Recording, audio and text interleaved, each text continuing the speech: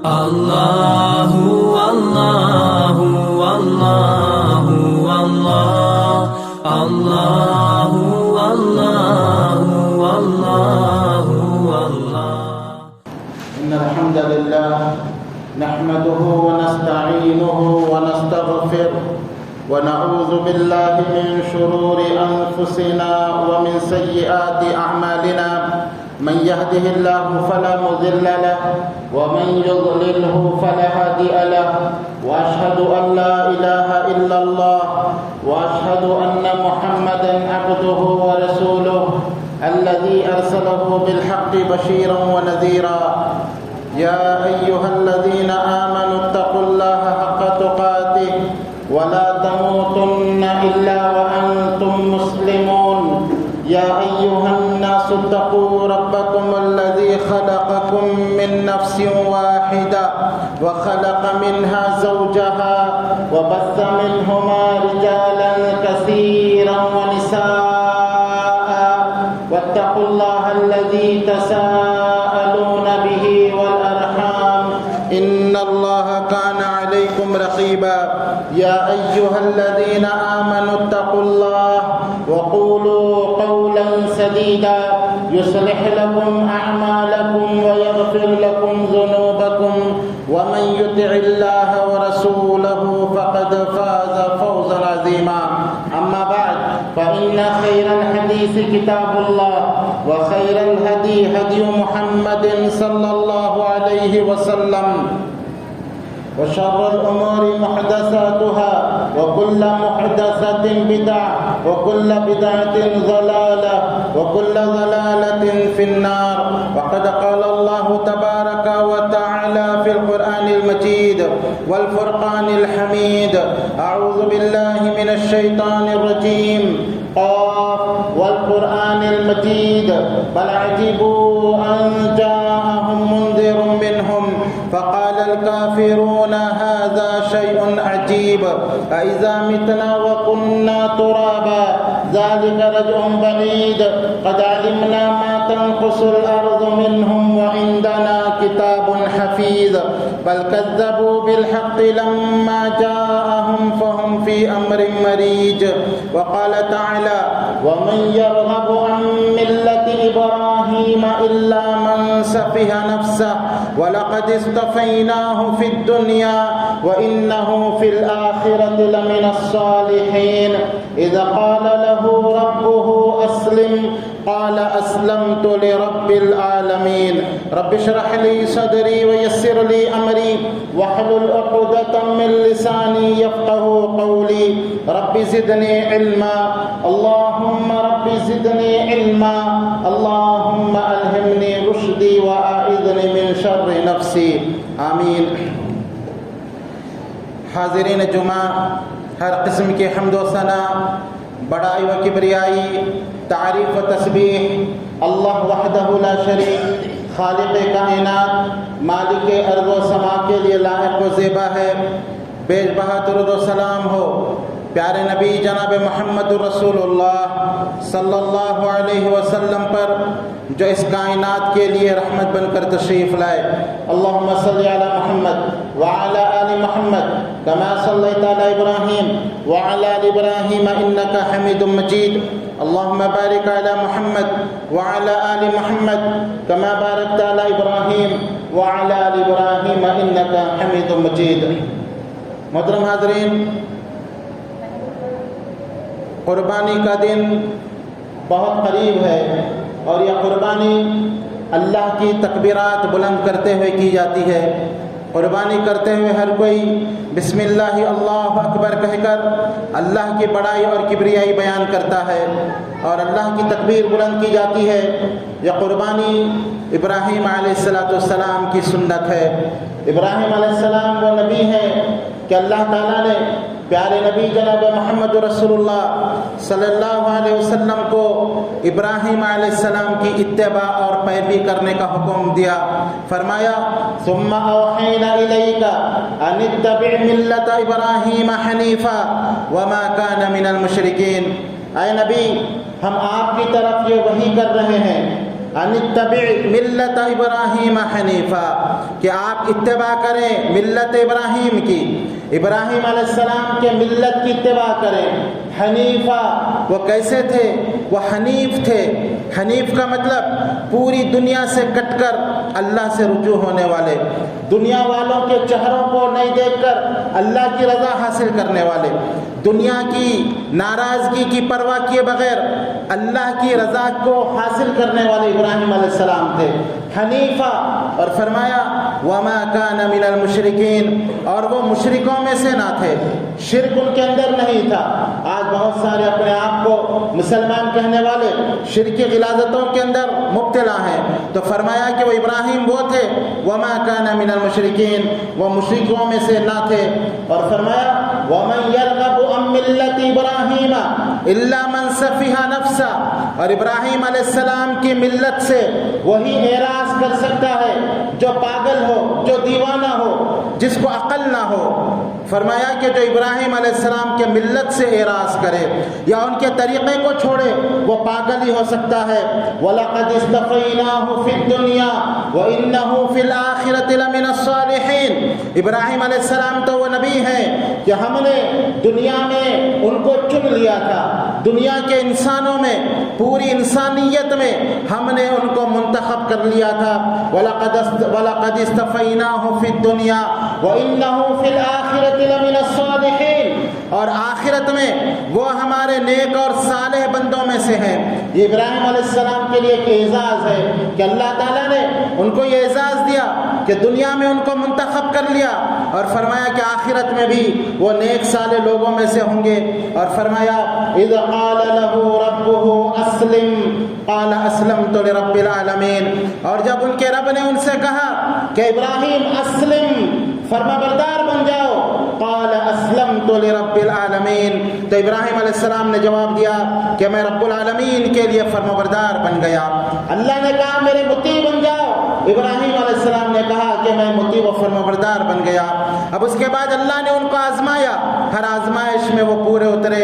اللہ تعالیٰ نے خود قرآن کے اندر اس کی گواہی دی، فرمایا وَإِبْرَاهِيمَ الَّذِي وَفَّى، اس ابراہیم کو یاد کرو جو وفادار تھا، اپنے وعدے میں پکا تھا، اللہ کی آزمائش میں کامیاب ہونے والا تھا۔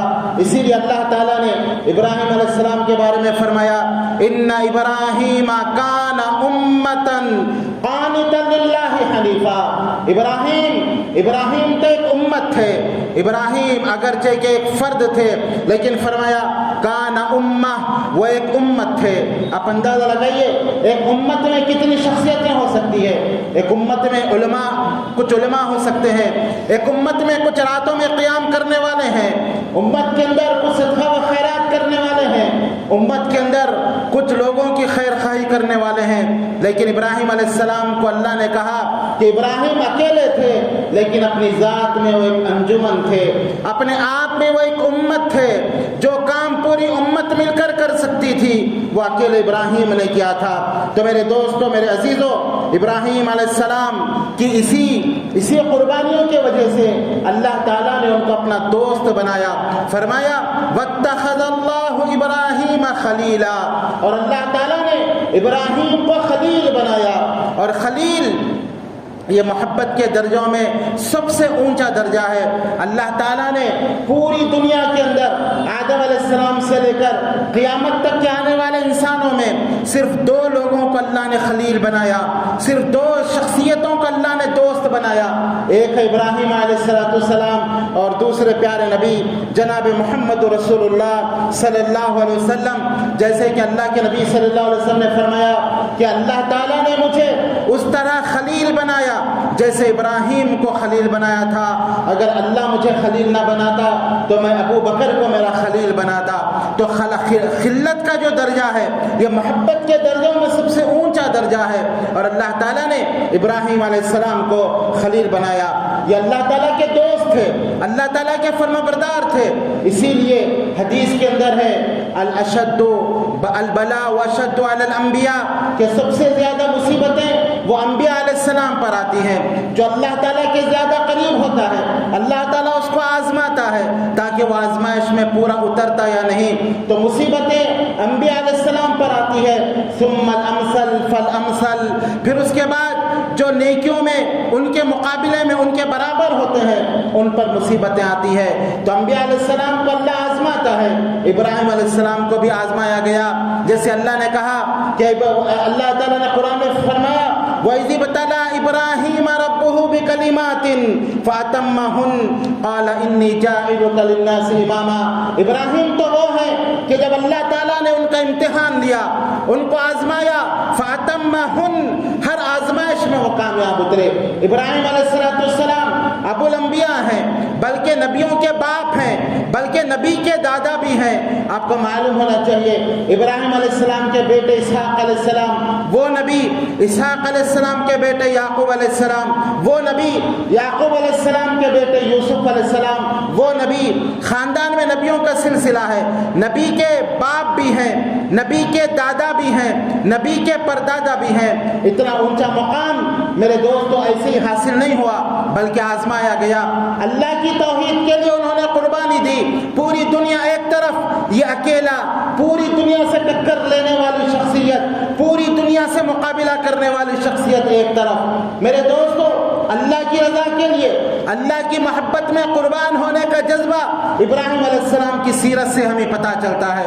آج بہت سارے لوگ کہتے ہیں کہ لوگوں کی مخالفت سے بچو، لوگوں کی ہاں میں ہاں ملاؤ، پورے لوگ ایک بات کر رہے ہوں آپ ان کی تائید کرو.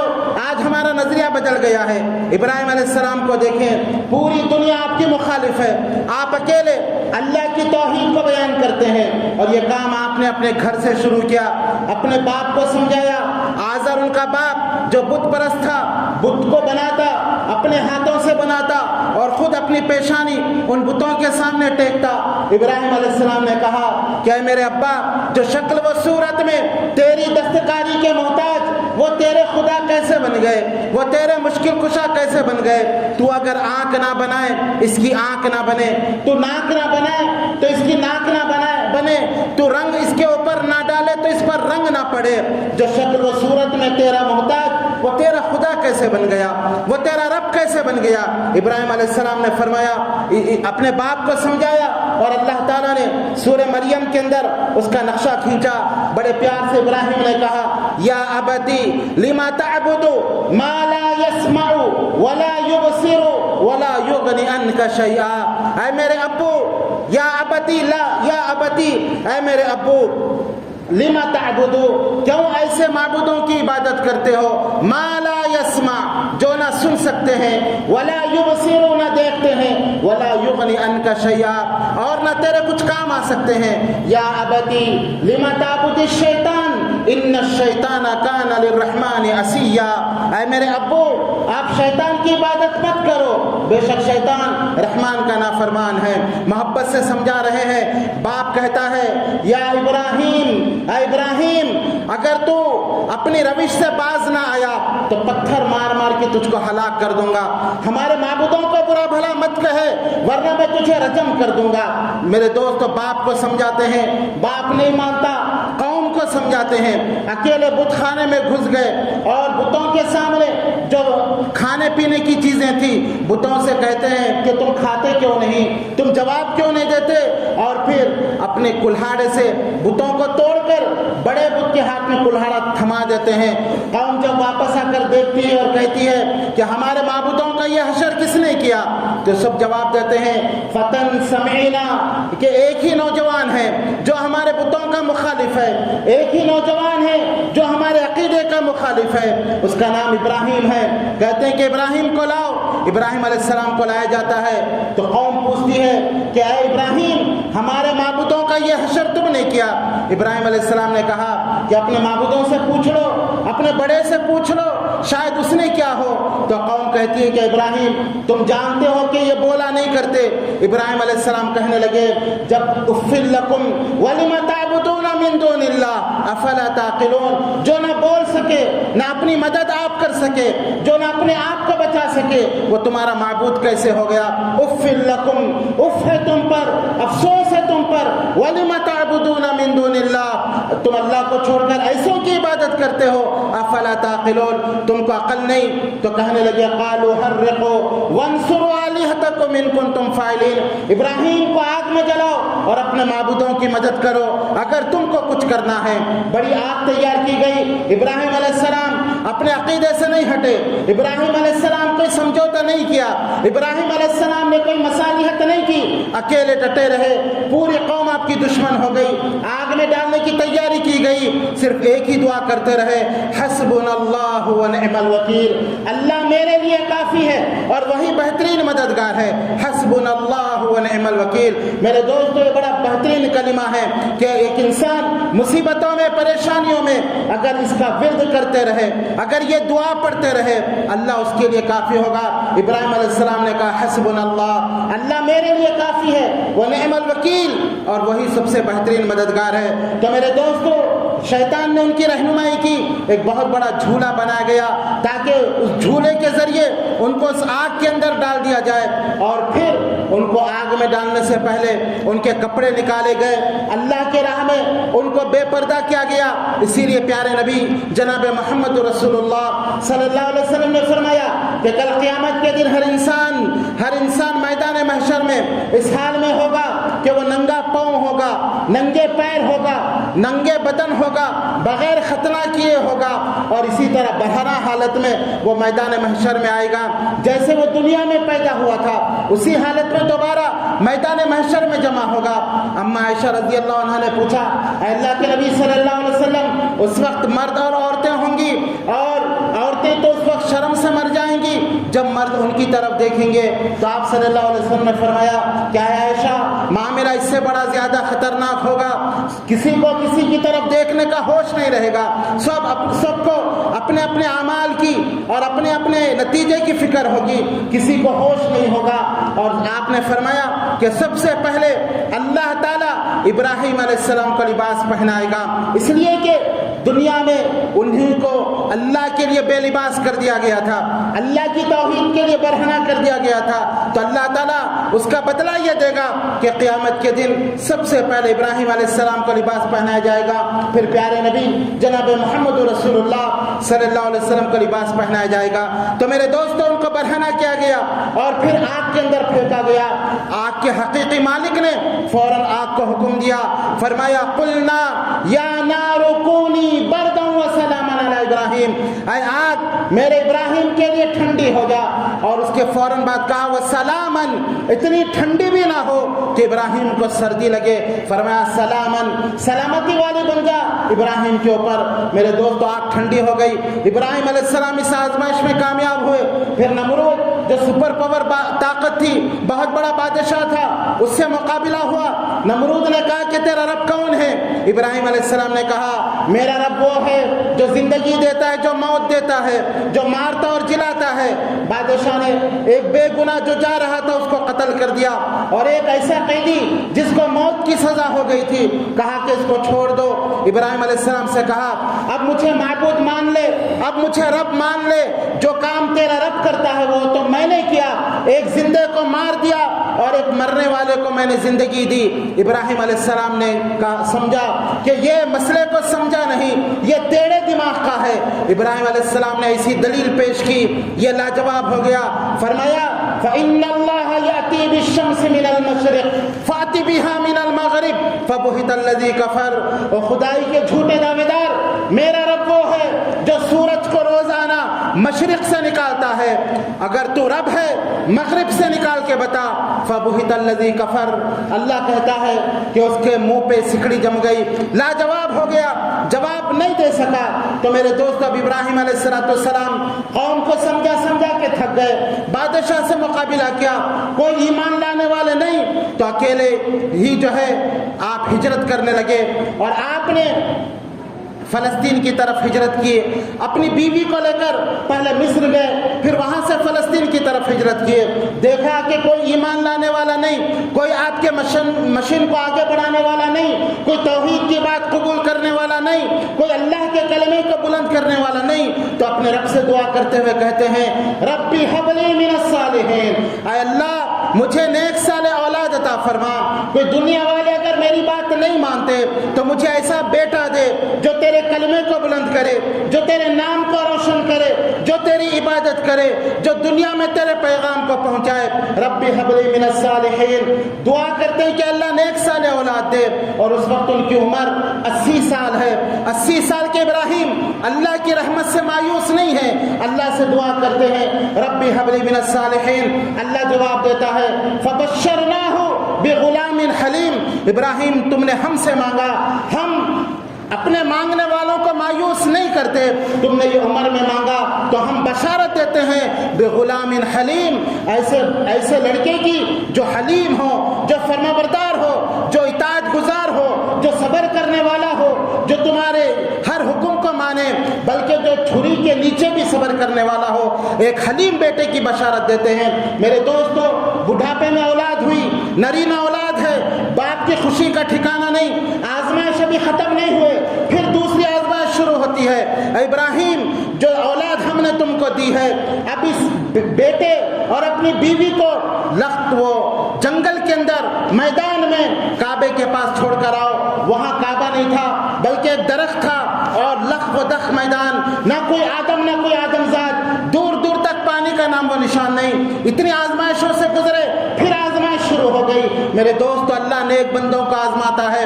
آج ہم پر اگر تھوڑی مصیبت آ جائے، ہم اپنے آپ کو کوستے ہیں کہ کیوں ہم پر ہی مصیبت آتی ہے، ہم تو نمازی ہیں، ہم تو دیندار ہیں، ہم پر ہی کیوں پریشانی آتی ہے۔ اللہ اپنے نیک بندوں کو دنیا میں مصیبتیں ڈال کر ان کو اس طرح پاک و صاف کرتا ہے، ادھر ان کی روح نکلے، ادھر جنت الفردوس میں ان کا ٹھکانہ ہو۔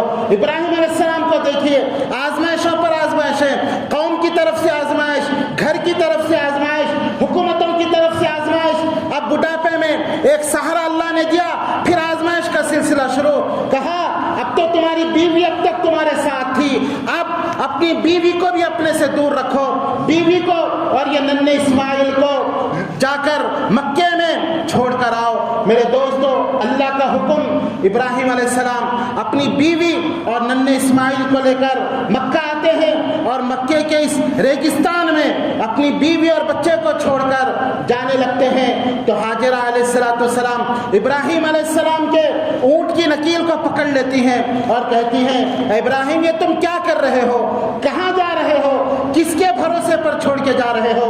ابراہیم علیہ السلام جواب نہیں دیتے، پلٹ کے جا رہے ہوتے ہیں۔ ہاجرہ علیہ السلام دوبارہ پوچھتی ہے ابراہیم کچھ بتا کے تو جاؤ، کہاں جا رہے ہو؟ اس میدان میں، اس جنگل میں، اس ویرانے میں چھوڑ کر جا رہے ہو؟ ابراہیم علیہ السلام جواب نہیں دیتے۔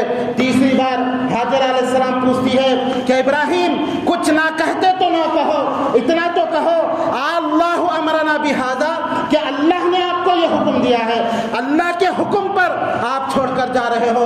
ابراہیم علیہ السلام کہتے ہیں نعم امرنی بہذا، ہاں اللہ کے حکم پر میں چھوڑ کر جا رہا ہوں۔ تب ہاجرہ علیہ السلام کہتی ہے ابراہیم، جب اللہ کے حکم پر چھوڑ کر جا رہے ہو، شوق سے جاؤ، اللہ ہم کو ضائع نہیں کرے گا، اللہ ہم کو برباد نہیں کرے گا، جب اللہ نے آپ کو حکم دیا ہے آپ جا سکتے ہو۔ ابراہیم علیہ السلام اپنے ننھے اسماعیل اور اپنی بیوی ہاجرہ علیہ السلام کو چھوڑ کر آگے جاتے ہیں، اور جب ان کی نظروں سے اوچھل ہوتے ہیں تو اللہ سے دعا کرتے ہوئے کہتے ہیں، اپنے ہاتھوں کو آسمان کی طرف اٹھاتے ہیں، آنکھوں سے آنسو جاری ہے، اور رب سے دعا کرتے ہوئے کہتے ہیں ربنا انی اسکنت من ذریتی بواد غیر ذی زرع عند بیتک المحرم ربنا لیقیموا الصلاة فاجعل افئدة من الناس تهوی الیہم وارزقهم من الثمرات لعلهم یشکرون۔ اے میرے پروردگار انی اسکنت من ذریتی، اے میرے پروردگار میں نے اپنی ذریت کو، میں نے اپنی پوری کی پوری زندگی کو، میری بیوی اور میرے بیٹے کو تیرے گھر کے قریب میں چھوڑ کر جا رہا ہوں تیرے حکم پر۔ انی اسکنت من ذریتی بواد غیر ذی زرع، ایسی وادی میں چھوڑ کر جا رہا ہوں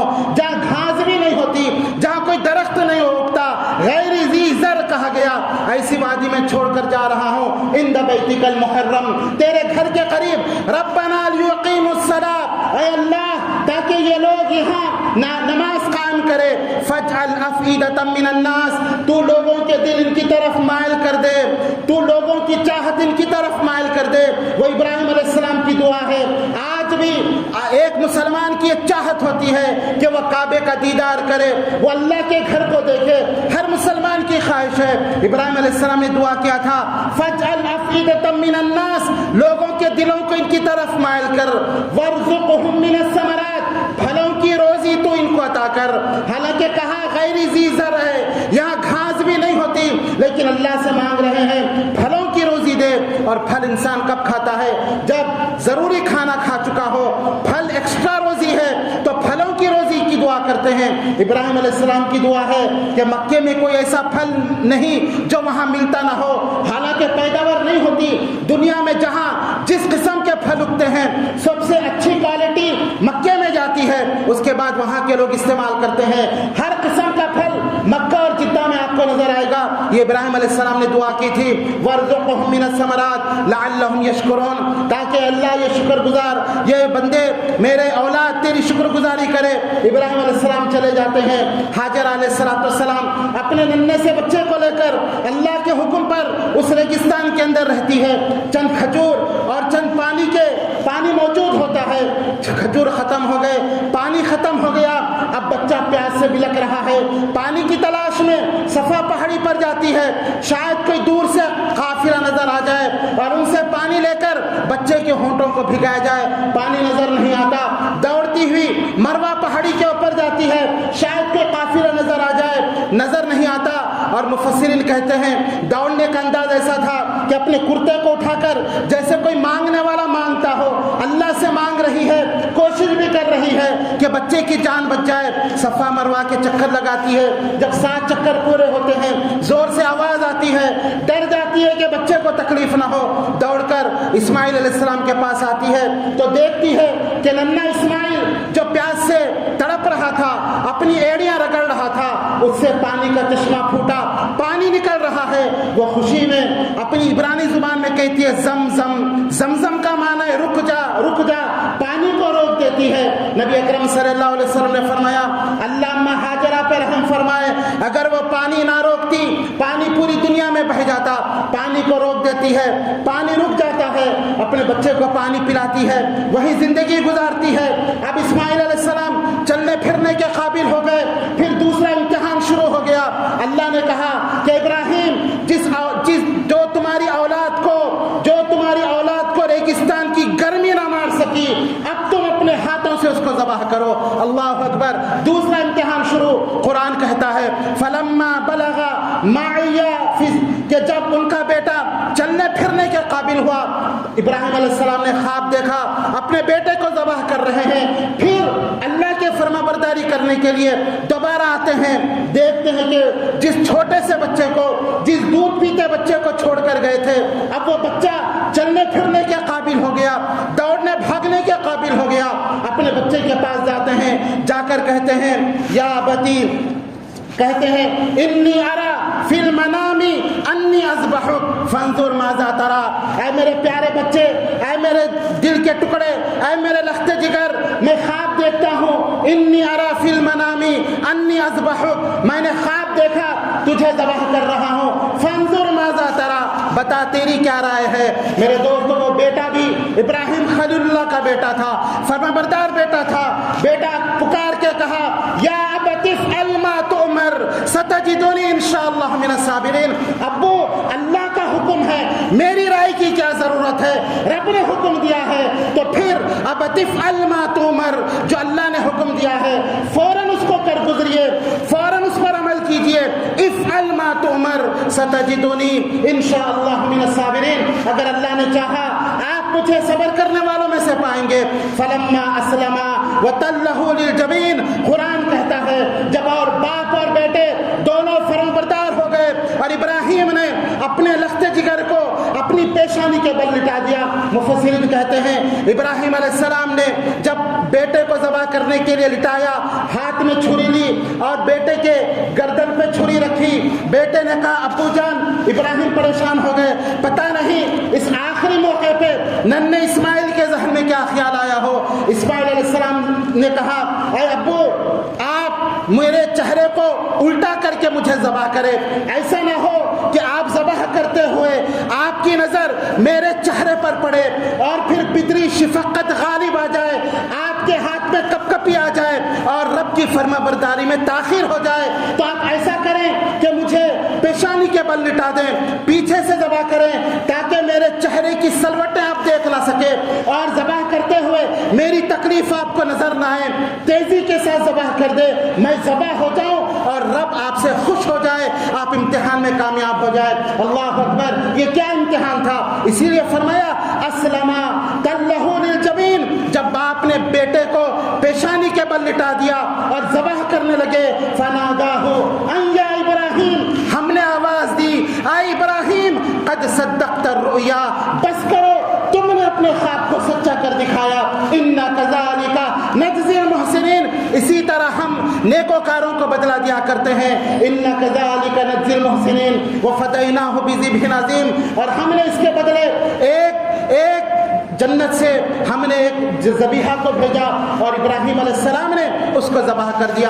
तो मेरे दोस्तों, ये कुर्बानी की तारीख है जो आप और हम करने जा रहे हैं। आप और हम जिस कुर्बानी को कर रहे हैं, ये वो कुर्बानी इब्राहिम अलैहिस्सलाम की सुन्नत, ये वो कुर्बानी की तारीख है। अफसोस आज हमको कुर्बानी का जानवर तो याद रहा, कुर्बानी की तारीख हम भूल गए। हमको मालूम नहीं हम कुर्बानी क्यों कर रहे हैं। ये कुर्बानी अल्लाह की ताबेदारी की एक अजीमुश्शान निशानी है। यह कुर्बानी अल्लाह के हुक्म पर सब कुछ कुर्बान करने की एक मिसाल है। यह कुर्बानी अल्लाह के लिए पूरी दुनिया को ठुकराने की एक मिसाल है। यह कुर्बानी अल्लाह की इबादत करने की, आला इबादत करने की मिसाल है। आज अल्लाह की तौहीद में शिर्क करने वाला वो भी कुर्बानी कर रहा है। आज अल्लाह के लिए नमाज नहीं पढ़ने वाला, जिसको 5 वक्त नमाज पढ़ने की तौफीक नहीं, वो भी कुर्बानी करने में फख्र महसूस कर रहा है। मेरे दोस्तों, ये कुर्बानी की तारीख है। कुर्बानी ये दर्स दे रही है, अल्लाह के हुक्म पर अपने आप को कटाने तैयार हो जाओ। कुर्बानी का ये दर्स है, अल्लाह के हुक्म पर अल्लाह हुक्म दे अपने बेटे के गले पर छुरी न रखो। लेकिन अफसोस आज हम अल्लाह के हुक्म पर 5 मरतबा अपनी पेशानी को जमीन पे टेकने की फुर्सत नहीं। अल्लाह के हुक्म पर दुकान बंद करके मस्जिद को आने की हमको फुर्सत नहीं, लेकिन कुर्बानी का जानवर खरीद के कुर्बानी करने में बड़ा फख्र महसूस करते हैं। अल्लाह की कसम मेरे दोस्तों, उन लोगों की कुर्बानी कबूल नहीं जो बेनमाजी है। उन लोगों की कुर्बानी अल्लाह के नज़दीक कबूल नहीं जो अल्लाह के साथ किसी और को शरीक करते हैं। उन लोगों की कुर्बानी मरदूद है जो अल्लाह के अलावा किसी और को बंदा नवाज, किसी और को गरीब नवाज, किसी और को मुश्किल कुशा कहते हैं। जिनको नमाज पढ़ने की फुर्सत नहीं, जो अल्लाह की हुक्म की ताबेदारी नहीं कर सकते, वो कुर्बानी के जानवर बड़े फख्र से खरीद कर ये समझ रहे हैं कि वो कुर्बानी कर रहे हैं। मेरे दोस्तों, कुर्बानी का जानवर जरूर खरीदें, लेकिन इससे पहले कुर्बानी की तारीख को भी अपने जहनों में रखें कि कुर्बानी की तारीख क्या है, कैसे ये कुर्बानी की गई, कितनी फरमाबरदारी इसके अंदर है, अल्लाह की कितनी इताअत इसके अंदर रखी गई। ये सब हम सामने रखकर कुर्बानी करेंगे तो जरूर अल्लाह ताला हमारी कुर्बानी को कबूल करेगा। लेकिन अगर हमने सिर्फ गोश्त की खातिर कुर्बानी की तो गोश्त आप किसी भी वक्त जानवर खरीद के कुर्बान कर लें, लेकिन कुर्बानी के अंदर ये जज्बा, ये तारीख अगर हमने याद रखी तो इंशाअल्लाह हमारी कुर्बानी कबूल होगी। अल्लाह ताला से दुआ है कि अल्लाह ताला सही मानों में इखलास के साथ अल्लाह की रज़ा के लिए कुर्बानी करने की तौफीक अता फरमाए। और इब्राहिम अलैहिस्सलाम की सीरत से हमें जो नसीहतें मिल रही है, अल्लाह हम सबको अमल करने की तौफीक अता फरमाए। अल्लाह ताला इसी तरह उसके हुक्म पर अपनी जान और माल कुर्बान करने का जज्बा हमारे अंदर पैदा फरमाए। अल्लाह की रज़ा के लिए पूरी दुनिया को ठुकराने का जज्बा अल्लाह हमारे अंदर पैदा फरमाए। अल्लाह की खुशनुदी के लिए हर चीज़ कुर्बान करने का दर्स जो अल्लाह देना चाहता है वो अल्लाह हमारे दिलों में पैदा फरमाए। आमीन या रब्बल आलमीन व आखिरु दअवाना अल्हम्दुलिल्लाहि रब्बिल आलमीन।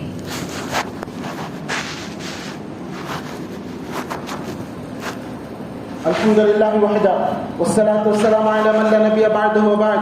मोहतरम हज़रात, ये जिन दिनों में हम रह रहे हैं ये दुनिया के सबसे अफजल तरीन दिन है।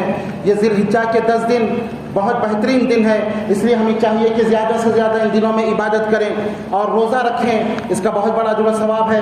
خاص کر 2 ذی الحجہ کا روزہ جس کو عرفہ کا روزہ کہا گیا، اس کے بارے میں نبی اکرم صلی اللہ علیہ وسلم نے فرمایا کہ جو کوئی 9 ذی الحجہ کو روزہ رہتا ہے اللہ تعالیٰ اس کے 2 سال کے گناہ معاف کر دیتے ہیں۔ اسی لیے ہمیں کوشش کرنی چاہیے کہ یہ ایک روزہ رکھیں تاکہ اللہ تعالیٰ ہمارے 2 گناہوں کو ہمارے 2 سال کے گناہوں کو معاف کر دے۔ اور ان دنوں میں کرنے کی عبادت یہ ہے کہ زیادہ سے زیادہ تکبیرات بلند کریں، اللہ کی بڑائی، اللہ کی تحمید، اللہ کی تسبیح، اللہ اکبر لا الہ الا اللہ واللہ اکبر وللہ الحمد، اللہ اکبر کبیرہ والحمد للہ کثیرہ وسبحان اللہ بکرۃ واصیلا۔ چلتے پھرتے، اٹھتے بیٹھتے، بازاروں میں، گھروں میں، مارکیٹ میں، گاڑی پہ جاتے ہوئے زور زور سے ان کلمات کو بلند کرے۔ اللہ چاہتا ہے کہ اس کی بڑائی بیان ہو، اس کی تکبیر بیان ہو، اس کی تسبیح بیان ہو، تو زیادہ سے زیادہ چلتے پھرتے، آپ دکان پہ بیٹھے ہوں زور زور سے کلمات بلند کرتے رہیں، آپ بائک پہ جا رہے ہیں کلمات بلند کریں، مارکیٹ میں آپ ہیں کلمات بلند کریں، تاکہ آپ کی آواز سن کر دوسرے لوگ بھی اس کلمات کو بلند کریں اور ان کے اجر میں آپ بھی شریک ہوں۔ اب آئیے پیارے نبی جناب محمد رسول اللہ صلی اللہ علیہ وسلم پر درود بھیجے، جن پر کوئی 1 مرتبہ درود بھیجتا ہے اللہ تعالیٰ اس پر 10 رحمتیں نازل فرماتا ہے، اور جن پر اللہ تعالیٰ خود درود بھیجتا ہے اس کے فرشتے درود بھیجتے ہیں، اور مومنوں کو درود بھیجنے کا حکم دیتے ہوئے اللہ تعالیٰ اپنے کتاب عزیز میں یوں ارشاد فرمایا، ان اللہ وملائکتہ یصلون علی النبی یا ایھا الذین آمنوا صلوا علیہ وسلموا تسلیما۔ اللهم صل علی محمد وعلى آل محمد كما صليت على إبراهيم وعلى آل إبراهيم إنك حميد مجيد۔ اللهم بارك على محمد وعلى آل محمد كما باركت على إبراهيم وعلى آل إبراهيم إنك حميد مجيد۔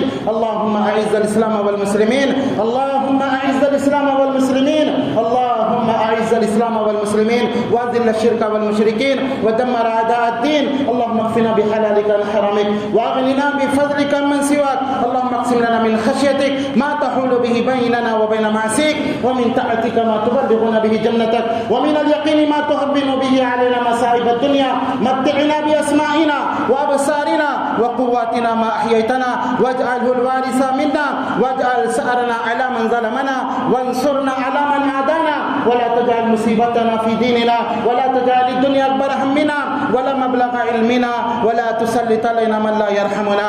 عباد الله رحمني ورحمكم الله، إن الله يأمر بالعدل والإحسان وإيتاء ذي القربى وينهى عن الفحشاء والمنكر والبغي يعظكم لعلكم تذكرون۔ اذكروا الله يذكركم، ادعوه يستجب لكم، ولذكر الله تعالى أولى وأجل وأتم وأكبر۔ أقم الصلاة۔